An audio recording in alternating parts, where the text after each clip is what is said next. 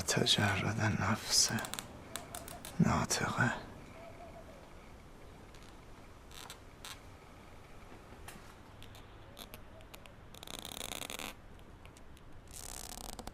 خواب است.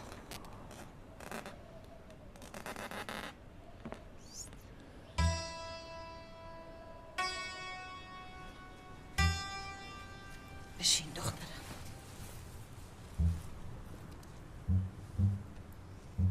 بزن غذا نداریم آخه من گشنمه.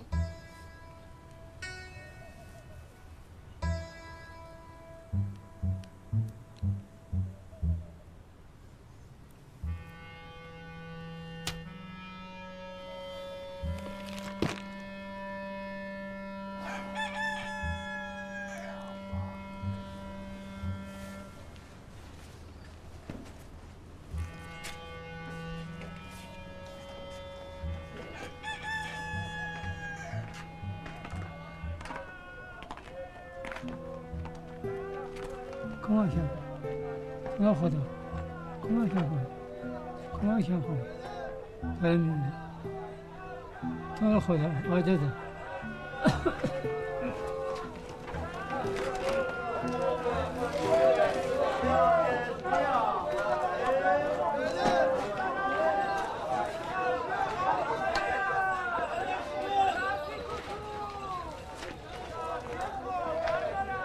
سلام آجا. علیک. کمک میخوای؟ نه شیخ، سلامت باشی.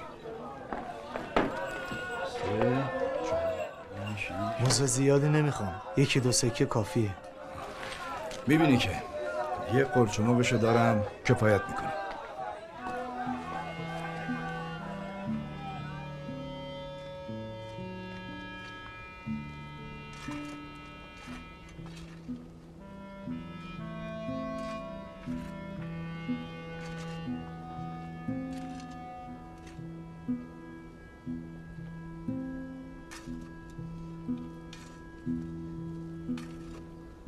سلام، چطوری حاج عبدالله؟ از منزل نو چه خبر؟ خوب سرمست اون بالاهایی یا این رفیق دنیات هنوز پابست دنیاست. از 50 گذشتم حاج عبدالله، اما هنوز محبوس عادت و ادعا پای ترک و دل کندنم نیست. میترسم سر آخر سرم به دار برسه و به بیداری نه.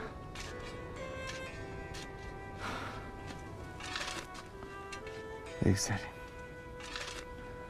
هنوز مشغول نوشتن همون کتابم، اما به قسمت مواد که میرسم احساس میکنم که کنارم نشستی و داری پوزخند میزنی. یادم همیشه میگفتی مولا شدن چه آسون، انسان شدن چه سخته. اما اگه الان حال و روزمو میدیدی حتما میگفتی مولا شدنت چه سخته، آدم شدنت محال. حاج عبدالله، حالم خرابه. از شرم فقر و نداری از خونه زدم بیرون. زن و بچه‌م گرسنه‌ن. خودت حال و روزمو بهتر میدونی. میگن سر قبر مومن عالم دعا مستجابه. به صدقه این همه سرخوشی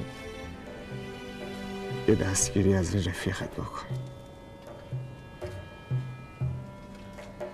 بگو خیلی آشفتم.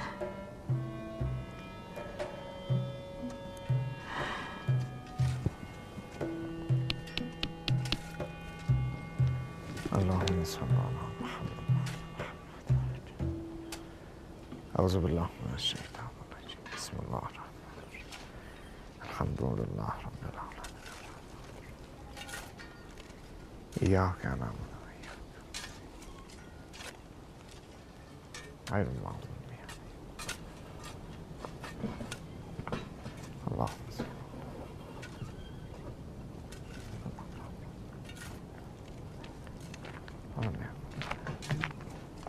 سلام علیکم حاج آقا. علیکم السلام. میشه تشریف بیارین؟ یا الله حاج عبدالله، یا الله.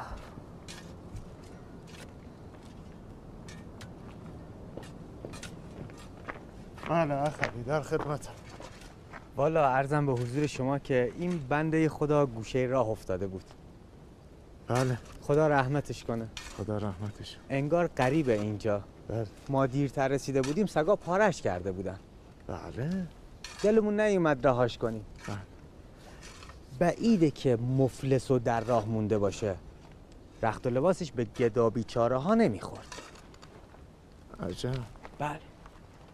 ماها برادریم. این برادرم عاقده، اون یکی هم کاتبه. یا الله خسته نباشید، خسته نباشید. ما خیر سرمون داشتیم میرفتیم ده بالا برای عروسی که این بنده خدا رو پیدا کردیم. بله. هرچی گفتم اخوی خلق خدا منتظرن، گفت نه الا و بالله جنازه روی زمین بمونه معصیت داره. بله. تو زندگیمون مرده‌شوری و گورکنی نکرده بودیم که کردیم. بله. شانس رو میبینی حاج آقا؟ یعنی تو ولایت شما 2 مسلمون پیدا نمیشد این بنده خدا رو بردارن دفنش بکنن؟ آدم خوره و خناق داشته باشه، برادر خودرأی خودسر نداشته باشه. استغفرالله. حالا این بنده خدا زنه یا مرده؟ نه مرده. مرده. نمازش هم خوندیم.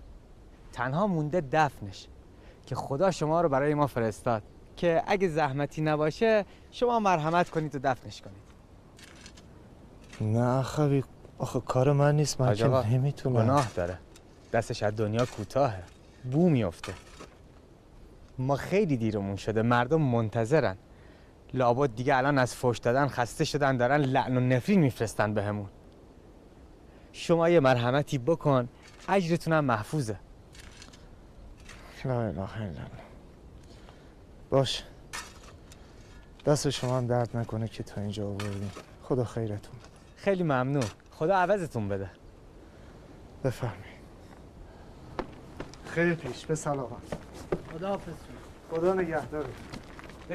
بجنبید. برادر اخوی سکه هاتون. اجرت کار خیر شماست، خدا خیرت بده. خدا حافظ. خدا حافظ شما.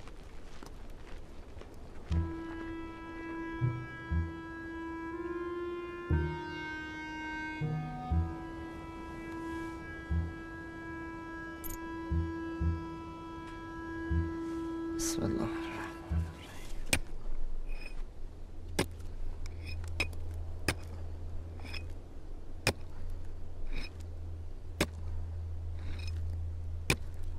ای دنیا، ای دنیا، ای ماده شتر بد رو.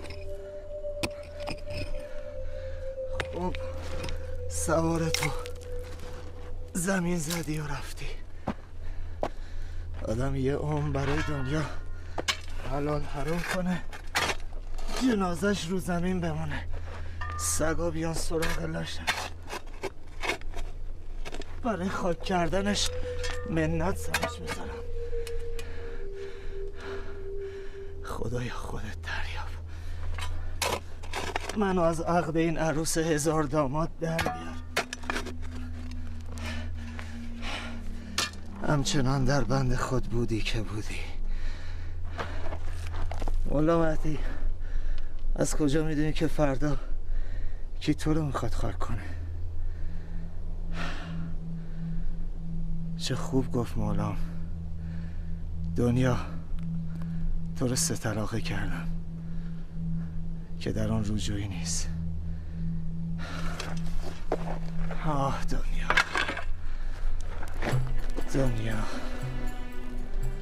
آه از کمی توشه، طولانی بودن راه، دوری سفر،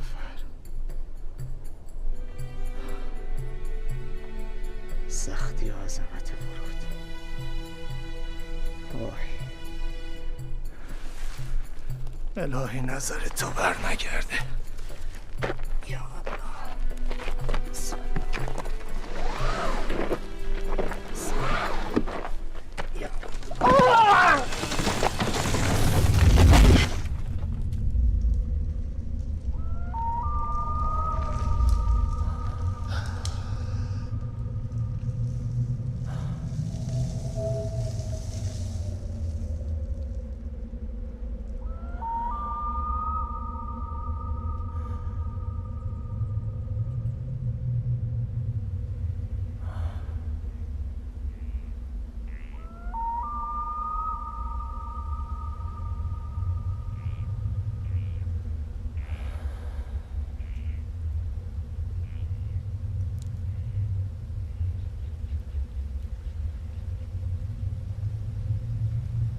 اینجا کجاست؟ اینجا برزخ ناصره.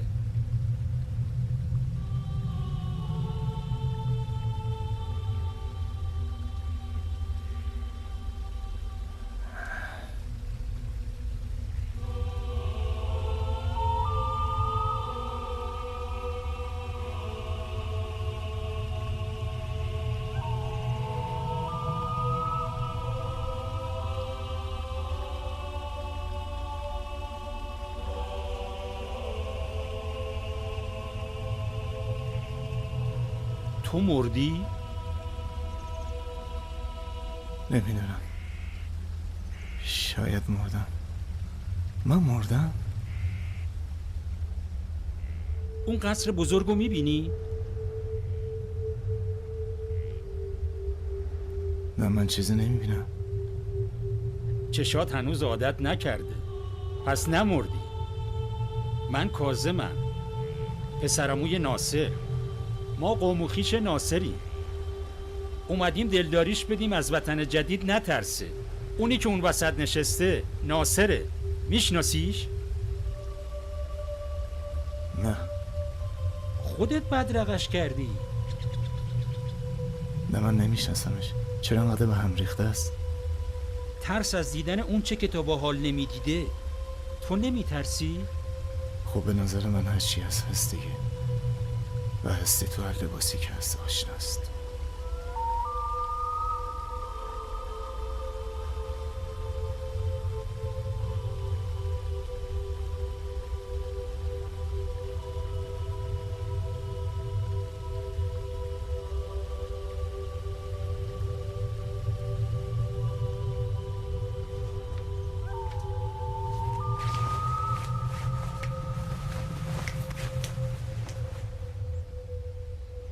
تو بر میگردی درسته؟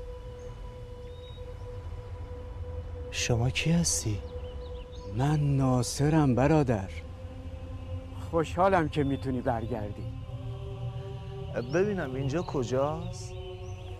اینجا برزخ منه تا قیامت و تو مهمون منی.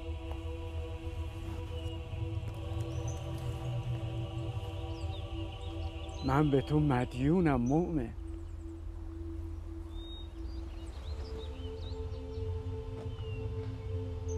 چه دینی؟ من اولین باره که شما رو میبینم.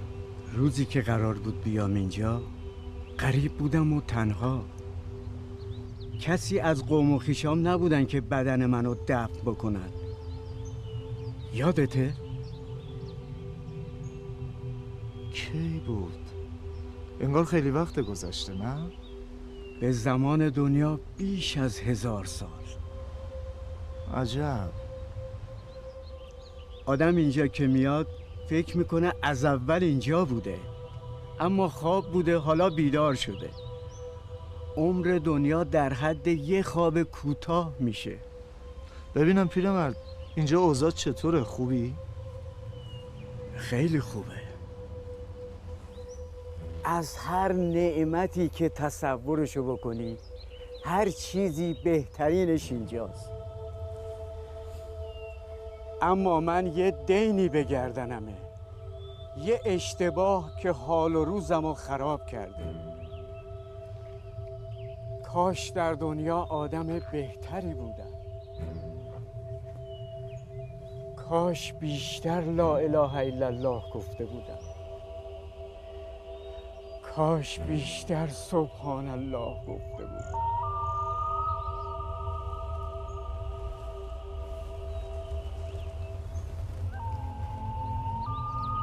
میدونم بچه هات گرسنه‌ان.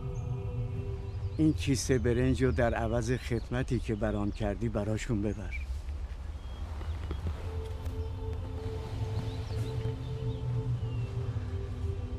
چرا انقدر به هم ریخته و ناخوش احوالی؟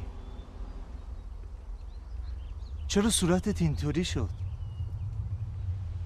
ناخوش نیستم، وقتشه.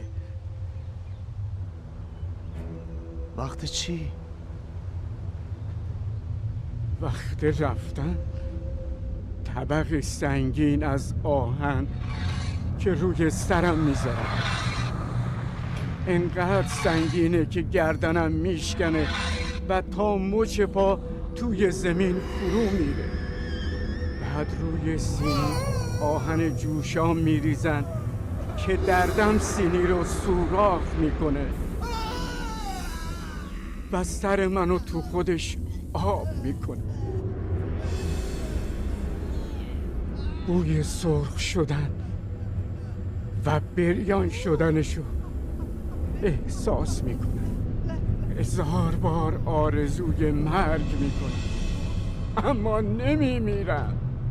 چنان دردی وجودمو میگیره که دعا میکنم هرگز از مادر زاییده نشده بودم. از درد فریاد میزنم. به جای صدای من آه و ناله اون کسی که از من شکایت داره مثل بوق و کرنا توی گوشم میپیچه. از این دو مأمور میپرسم تا کی باید این عذاب رو تحمل کنم؟ اونا میگن تا وقتی که اسرافیل تو سور قیامت بدمه باید هر روز یک نوبت این عذاب رو تحمل کنی. من چقدر در حق خودم بدی کردم.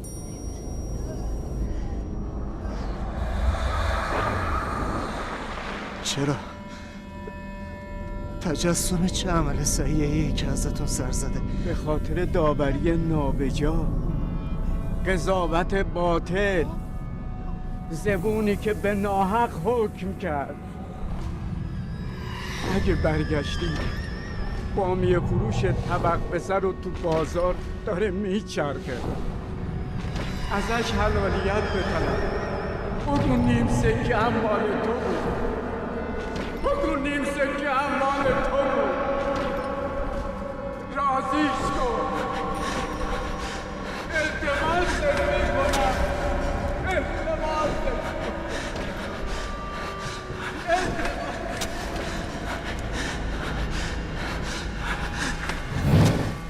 چه تابستونیه که بشر از داغی آفتاب به سوراخ قبر پناه برده. قش کرده بودی؟ نمیدونم، یهو سرم گیج رفت. شاید از گرسنگی بوده. این جنازه بو گرفت. دفنش کن.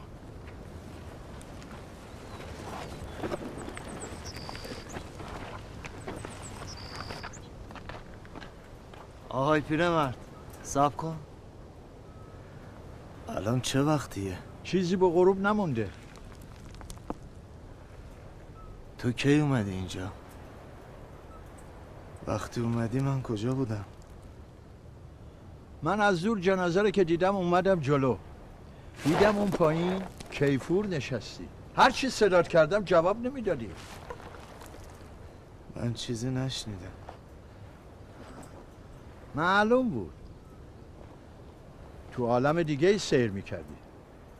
بهت نمیاد بنگی چرسی باشی. اگرم میکشی کمتر بکش. برای بدن ضرر داره.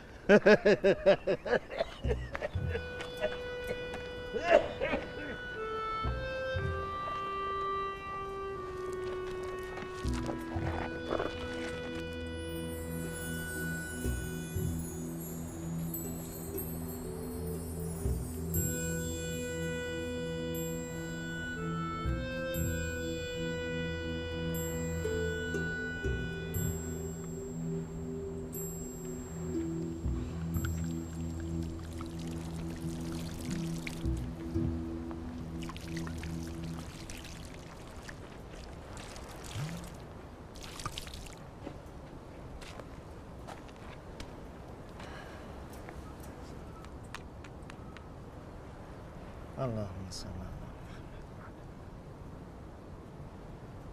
خدا رحمتت کنه. یا الله.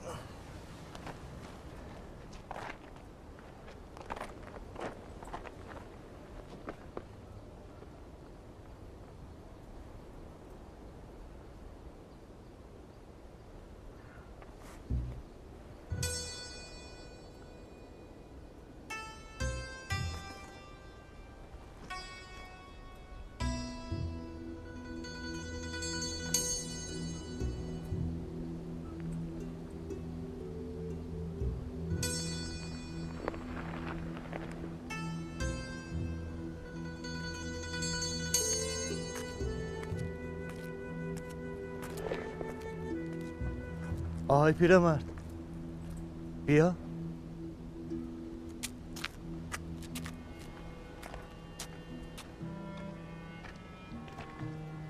شما رو این سنگ چیزی میبینی؟ یه کیسه. پس میبینی. آها مال شماست. لا اله الا الله. آفتاب به مغزت خورده؟ چه بوی خوبی میاد.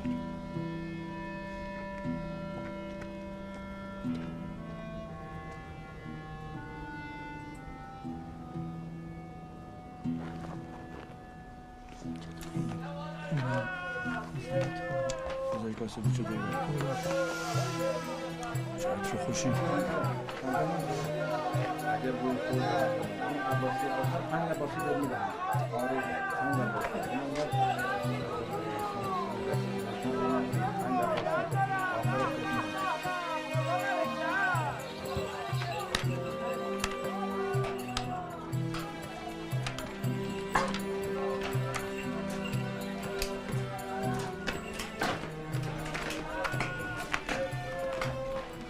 سلام علیکم آجا. علیک. بازم توی شیخ؟ گفتم که شاگرد نمیخوام.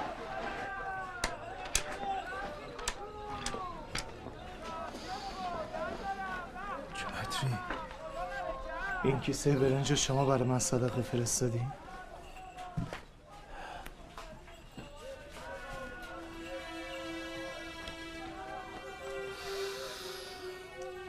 چه عطری داره این برنج. این برنج نیست، طلاست. هوش از سر آدم میبره. از کجا آوردیش؟ شوخی نکن مومن. پس این کیسه رو شما نفرستادی؟ من برای بابامم برنج نمیفرستم. برای تو بفرستم تو این قحطی؟ با این حال حاضرم همه این برنج رو بخرم. اصل بارش کجاست؟ چقدر از این داری؟ همینه. از کجا آوردیش؟ نمیدونم. این یه تحفه است. صبر کن شیخ. من به عمرم همچین برنجی ندیدم. حاضرم با 2 کیسه برنج بزرگ عوض کنم. نه. 3 کیسه. خدا نگهدار. 4 کیسه. شیخ 4 کیسه. استاد روایتی رو فرمودن که برای من خیلی قابل تأمل بود. این که مولا علی میفرمایند دنیا بازار زیان است. یعنی شما هر جوری که به سمت دنیا بری زیان میکنی. سلام علیکم شیخ علی جان. سلام علیکم. مباحثه دارم حاج آقا. عرضی داشتم. کار واجبیه.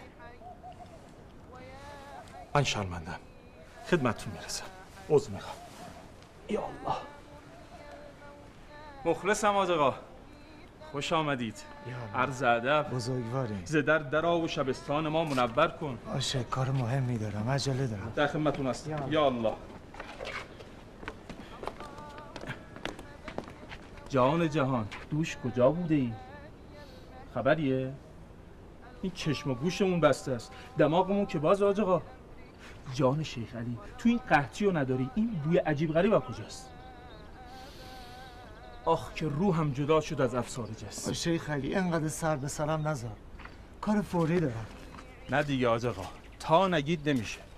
مدعی خواست که آید به تماشاگه راست. زهره ندارم که بگویم تو را. بی من بیچاره چرا بوده یا حاج آقا؟ ببخشید. کار فوریتون رو بفرمایید. با شیخ علی هر زمان زکریا به دیدار مریم میرفت در محراب طعامی میدید که از نزد خداوند آمده بود. بسم الله الرحمن الرحیم. كلما دخل علیها زکریا المحراب وجد عندها رزقا قال یا مریم انا لک هذا قالت هو من عند الله ان الله یرزق من یشاء بغیر حساب. تا همینجا کافیه. حالا درباره این آیه برام بگو. بگو شیخ. حاج آقا شما خودتون استادید. درس میپرسید؟ شیخ علی میخوام از زبون شما بشنوم. یا الله بفرمایید. یا الله بفرمایید. این آیه اشاره به این داره که از مقام غیب غذای بهشتی نازل میشده و صورت مادی پیدا میگرده. چنانچه حضرت مریم در جواب زکریا میفرماید قالت هو من عند الله. پس غذای دنیایی نبوده حاج آقا. اما هرچی بوده از جنس شبه و خیالم نبوده. یعنی باقی مردم میتونستن ببینن. قابل لمس بوده، قابل خوردن بوده، مثل خرمایی که مریم میخوره. صد البته. عجب برنجیه، چه عطر و طعمی داره. جان آدم حال میاد. بخوریم بچه ها. حضرت عیسی سفره برای یاران خود میانداخته، غذا از غیب ظاهر میکرده و قابل خوردن بوده؟ بله، هم میخوردن هم سیر میشدن. البته باز هم اکثرهم لا یؤمنون. بله، فقط برای پیامبران و اولیا. سوال منم همینه شیخ علی. میخوام ببینم آیا ممکنه برای انسانهای عادی هم غذای آسمانی ظاهر بشه؟ میدونم گفتی نپرس، اما دوست دارم بدونم. بهم بگی، قول میدم به کسی نگم، بین خودمون میمونه. الظاهر میشه، چرا که در ادامه همین آیه میخونیم اعوذ بالله من الشیطان الرجیم. قال یا مریم انا لک هذا قالت هو من عند الله ان الله یرزق من یشاء بغیر حساب. خداوند اگر بخواد به غیر حساب به هر کسی رزق و روزی عنایت میکنه. عجب. آقا ملا مهدی، نکنه کج فهمی بکنی مثل این طوایف دراویش و صوفی بری در محراب بشینی از خداوند بخوای به رزق و روزی بده ها. کار درست نیست. نه.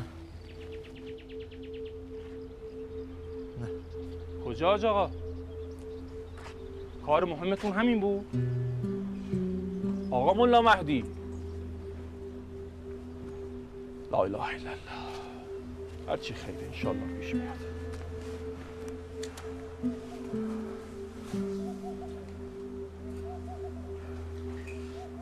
چی شده؟ چرا اینقدر عرق کردی؟ چیزی نیست، یکم ناخوش احوالم. ناخوشی؟ قضیه این کیسه برنج چیه؟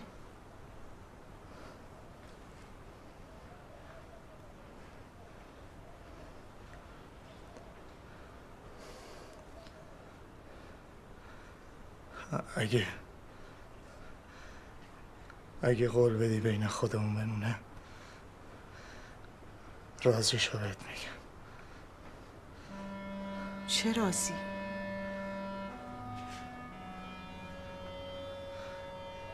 این برنجی که تو سفرمونه یه نعمت زمینی نیست.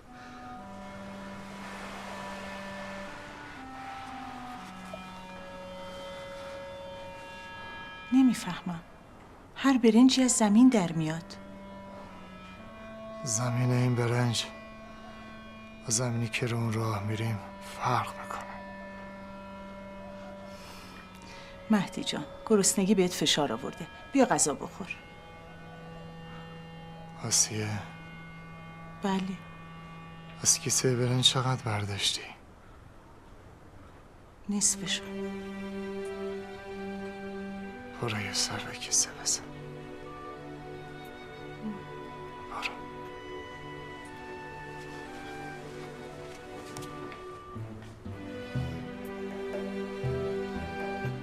حاج آقا، حاج آقا، کیسه برنج مثل اولش پره.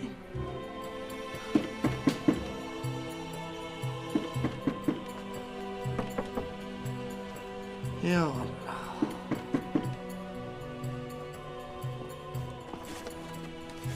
سلام خواهر.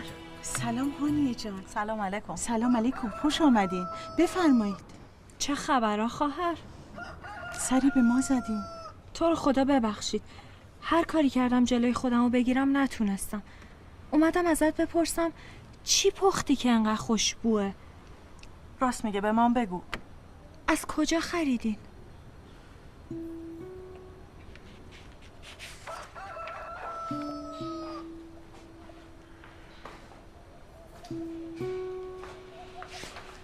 همسایه ها بودن. اونا هم مدهوش عطر و بوی این برنج شدن. اومدن یه مقدار بگیرن قاطی برنجاشون کنن. خب یه مقدار براشون ببر. فقط درباره رازی که بهت گفتم مبادا حرفی بزنی. چرا نگم؟ تا دیروز با تحقیر به ما نگاه میکردن. دلم میخواد همشون بدونن شوهرم اگرچه فقیره اما از بهشت براش تحفه میفرستم. آسیه، از غیب حرف زدن توف سربالاست. نگام کن، فقط سکوت همین. کاری که گفتم بکن.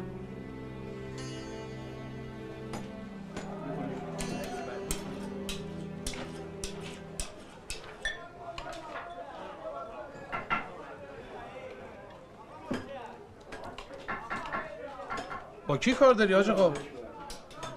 از صبح‌تا اونجا سر پا وایسادی؟ منتظر کسی هستم. بیا اینجا تا بیاد حاج آقا. بیا اینجا بنشین تا بیاد. بله ممنون. طلبکاری ازش؟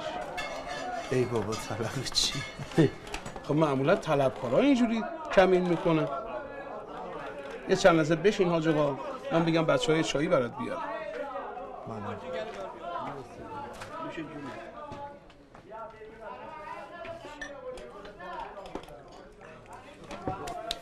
دست در نکنم. بفهم.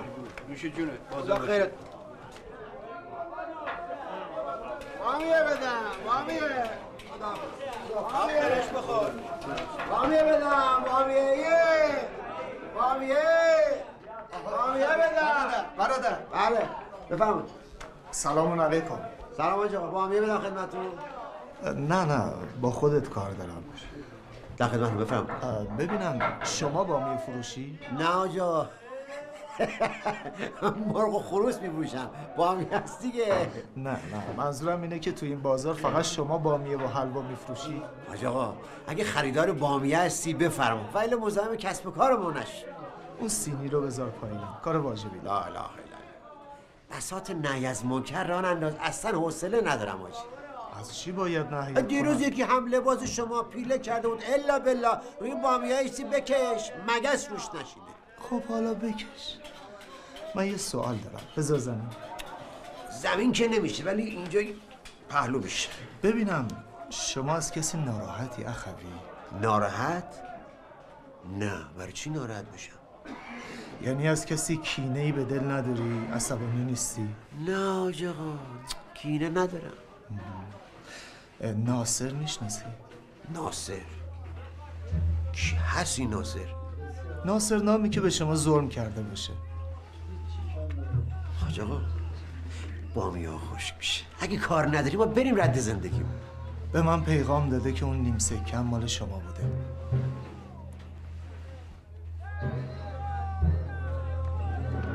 تو از طرف اون مردک اومدی حاجی؟ منو فقط شفیع قرار داده همین. برات یه پیغام دارم. چند سال پیش تو همین بازار حاجی یه مشتری اومد از ما بامیه خرید. پولشو داد بقیه پولش هم بهش دادم. رفت و برگشت مدعی شد یه سکه بهش کم دادم. آقا جون حواست نیست. حواس پرتی داری پولتو را گمش کردی. من حواسم نیست و حواست هست. به جای 7 تا 6 تا دادی. پدر محترم آقای عزیز من 7 تا سکه به شما دادم. آقا تو 6 تا دادی حواست نیست. داد چرا میزنی؟ شمردم خودم و چشمم 7 تا سکه به شما دادم. گذاشتی پرشان رفتی گمش کردی. 6 تا بشمارم. یه سکه واسه من ارزش نداره. اما زیر بار حرف زور نمیرم. تو چرا داد میزنی؟ تو چرا داد میزنی؟ کدام زور حرف منه؟ تو داشته باش. روی تو را گمش کردی من میگه الان. بفرما آقا. شلوغش کرد تو بازار آبرونه برده. ایوه الناس 7 تا سکه بهش دادم رفته گمش کرده. آفرین. آره. این آقا رو قبول داری؟ هیچ کیو قبول ندارم. آقا هر چی من فقط خودم رو قبول دارم. بفرما. آقا من قبول دارم. حاج آقا تهمت میزنه. سلام علیکم. سلام. آقا یه لحظه بیاین بین ما داوری کنین. برادر من اینجا قریبم عجله‌ام دارم. شما هم که منو نمیشناسین خودتون صلح کنین. بهتر که همو نمیشناسیم. آقا مسئله صلح نیست، مسئله حیثیته. شما یه لحظه بیاین. از دست شما لا اله الا الله. چی شده اخوی؟ حاج آقا شما قضاوت کنید. شما که ماشاءالله از وجناتتون معلومه که مرد خدایید. آقا من یه اشرفی دادم یه بامیه گرفتم. به جایی که 7 تا سکه بهم بده آقا 6 تا سکه به من داده. راست میگه برادر؟ تمام و کمال 7 سکه بهش دادم، گذاشته پر شالش، رفته اون ورتر برگشته ادعا میکنه 6 تا بهش دادم. من به خاطر یه سکه دروغ نمیگم. منم دروغ نمیگم. بیا بگرد. حالا شما یه سکه به ایشون بده.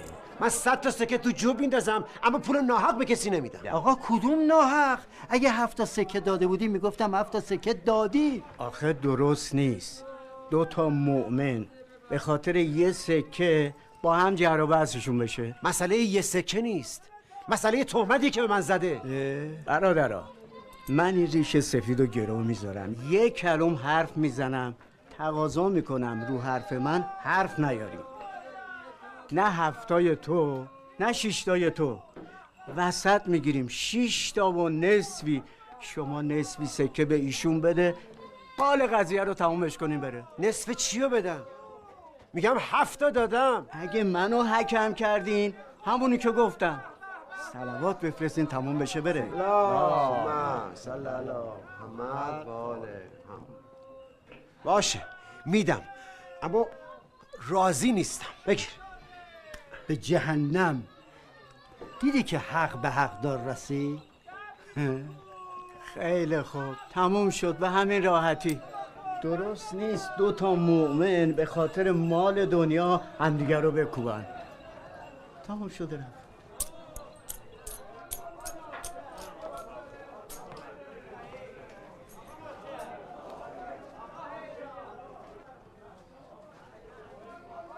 چرا اینجوری نگاه میکنی؟ حقش نبود، بد قضاوت کردی، ظلم کردی در حق من. نه ظلم نشد، وسط معامله رو گرفتیم تموم شد و رفت. برو دنبال کسبت، برو برادر. این چه فرمایشی بود که کردی؟ یه بچه صغیره میتونست اینو بگه. تو باید حرمت ریش سفید خودتو نگه داری، نباید مفتی خرجش کنی.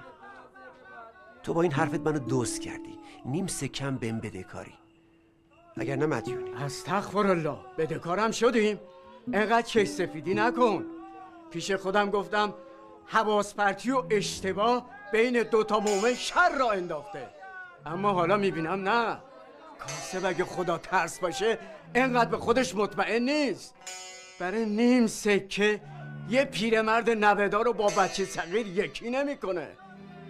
من که نمیدونستم چی شده، ولی با این لفظ و کلومت بهت نمیاد حرف حق بزنی. به شما هم نمیاد با این محاسن حرف ناحق بزنی. شما حرف زور نزن، نیم سکه ما رو جلوی این جماعت بهمون برگردون، ما هم شما رو با عزت 9 برابر میکنیم. منو بگو یاسین تو گوش خر میخونم. برو خدا جزاتو بده، خدا منم ببخشه. اگه دینی هم به گردن من هست، دین اون پیرمرده. برو خدا حکم تو بکنه، برو بامیاد خوش نشه.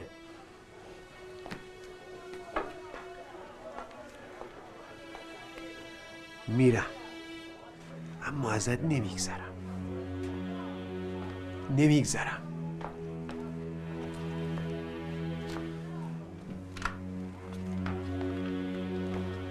از قضاوت اون مرد خیلی سوختم حاجی.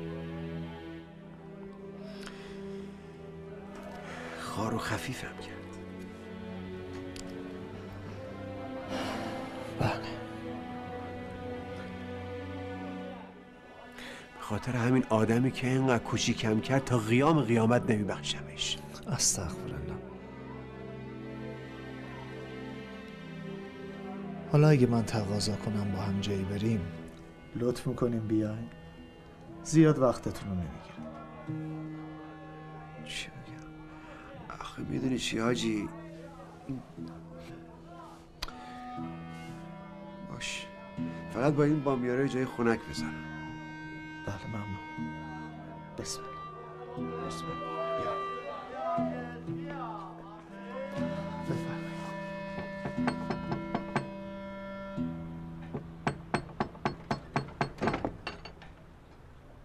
بله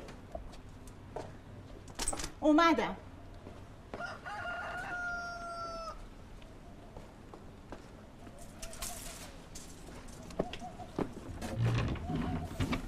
سلام آسیه جان. سلام هانی. گفتم بیام یه سری بهت بزنم. حال و احوال؟ ممنونم. حال تو چطوره؟ خدا رو شکر خوبم.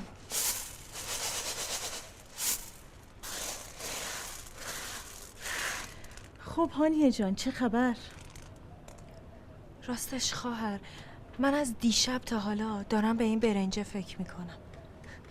گفتم بیام اینجا از خودت بپرسم ببینم شما از کجا گرفتین، ما هم بریم از همونجا بخریم.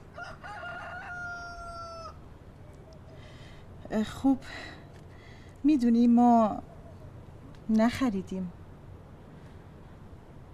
آخه هانیه جان این برنج یه برنج معمولی نیست. واقعا؟ راست میگی؟ والا چی بگم؟ آخه میدونی خودم خیلی دوست دارم که بگم ولی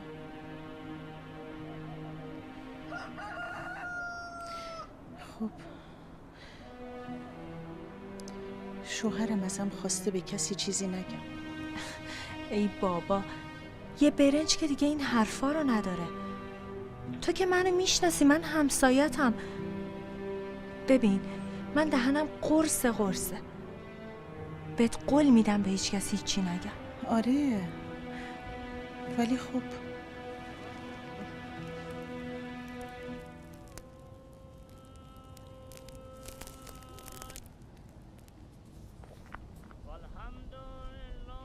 عجیبه، فکر نمی‌کردم این مرد مرده باشه.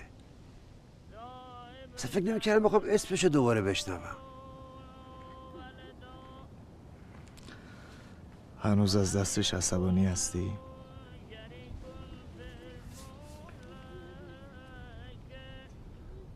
تا قبل اینکه بیا بالا سر قبرش خیلی، اما حالا نمیدونم چی بگم. میبخشیش؟ هر کی تو زندگیش سیر اشتباهات میکنه. منم گناهکارم. پس بگو که بخشیدیش. باش، تو قلبم حلالش کرد. حالا به زبونم بیار، بذار روحش آروم شه.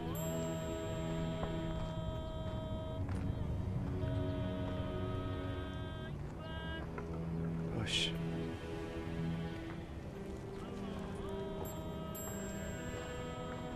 آقا حلالت کردم، خدا تو رو ببخشه، منم ببخش. خدا خیرت.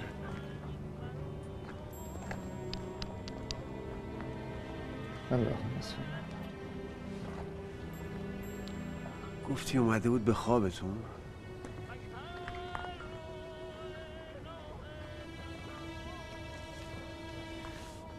گمون کنم یه چیزی بین خواب و بیداری. خدا رحمتت کنه. خدا نگهدارت.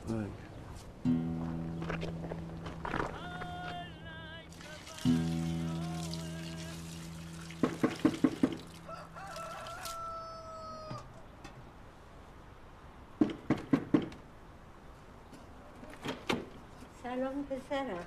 سلام مادر جان. سلام مادر جان. التماس دعا. محتاجم به دعا. یا الله.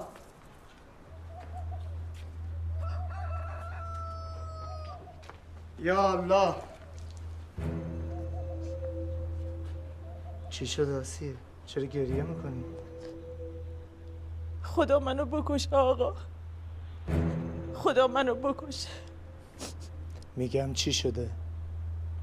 نمیخواستم حرفی بزنم اما هانیه اینقدر اصرار کرد که مجبور شدم دهن گل گرفتم و باز کنم و ماجرای کیسه برنج رو براش تعریف کنم.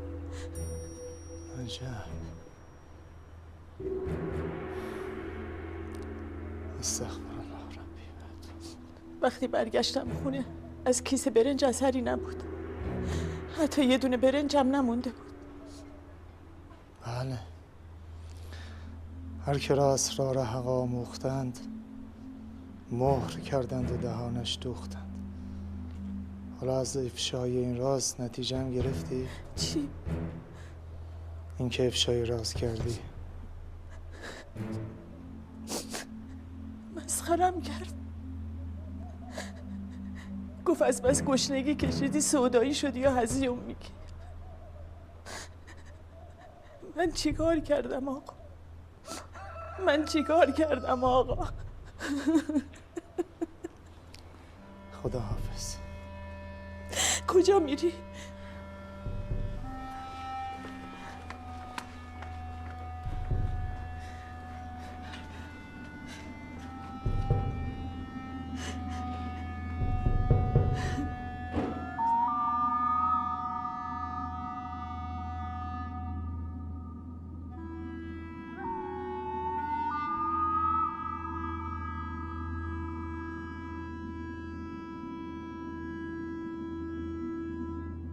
اهل دنیا مثل سوارایی هستن که خوابند و اونا رو میبرند. اگه مردم میدونستن توی این قبرها چی میگذره بازم گناه میکردن.